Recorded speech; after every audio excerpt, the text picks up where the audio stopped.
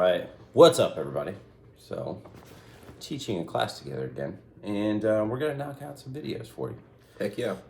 So, I got a suppressor one here. So, kind of some context behind this. The other day, I posted up a video on Instagram talking about this little tool that I basically saw at a police department, and it's just basically a tool to clean like the mounting surface of the suppressor and the muzzle device on the gun itself, to where it's like now the suppressor comes on and off, doesn't get stuck. Especially helps the Surefire suppressors, since if those things get carboned up, it can be an issue, and sometimes you got to shoot them off. That's happened. So there was a ton of comments underneath that, but I think like a couple of them were similar in that like they have to do this stuff right to get the can on and off, specifically the Surefire can.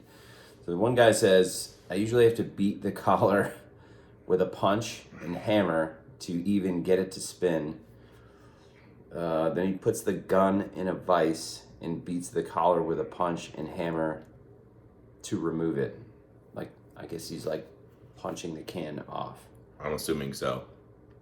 And he can't shoot it off if the collar won't even spin. Well, yeah, I get that. Mm-hmm. So then he says he uses a bench grinder to clean the muzzle device. So this is why I figured this would trigger you, and that's why I wanted to talk about it.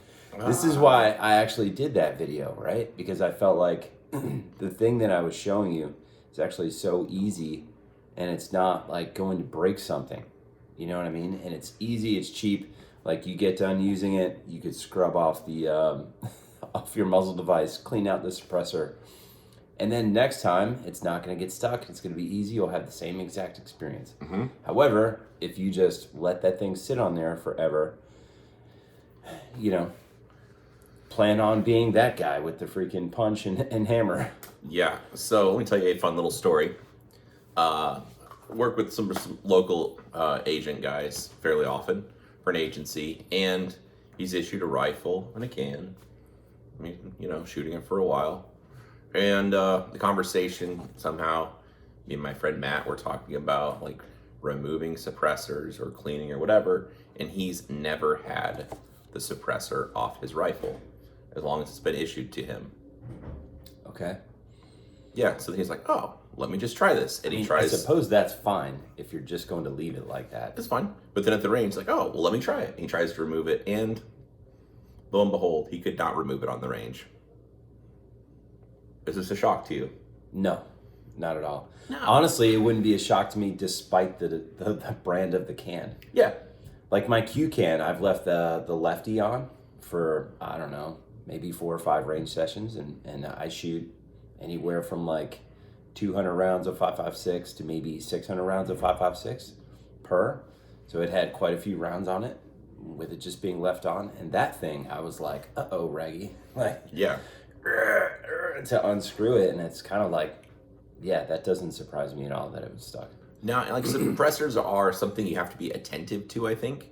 So cleaning the muzzle device, your like suppressor adapter, and the actual inside of the can, whether you use that little tool, which is super handy, or if you just, like for me, normally after each range session, I'll just pull the can off at least. It's just like a 15-second, just wipe off the muzzle device, regardless of what system it is, whether it's a Q can, a Surefire, whatever. It takes like not very much time, and then you just know you're never gonna have problems. Mm-hmm. So if you shoot suppressed a lot, you have to be a little bit attentive to it. And I think like the kind of the Glock handgun way of thinking, or Walther PDP or whatever, where it's just like you shoot the gun a bunch, you don't have to oil or maintain it in any way, and you just put it away, and the next time you want to pull it out, it'll be still as good as new. Some guns are pretty much like that, if we're being real, like Poly Walthers, Yeah. Poly M&Ps, Glocks. Like, yeah, I mean, but it's only going to happen to a point. Mm-hmm. Everything is going to have a point where it's gunked up, and you need to take it apart to clean it or maintain it in some form. So I feel like, especially with rifles, you just have to be more attentive, and people just shoot them a bunch. When they're done, they just put them away and then pull it out the next time they want to shoot, and without ever like lubricating the gun or at least adding oil or wiping it off. It'll work for a season, but it's not going to work long term like that. Yeah, I think suppressors especially. I recently had a guy in a class with a Hux can Okay. that he was issued. His department issued it to him.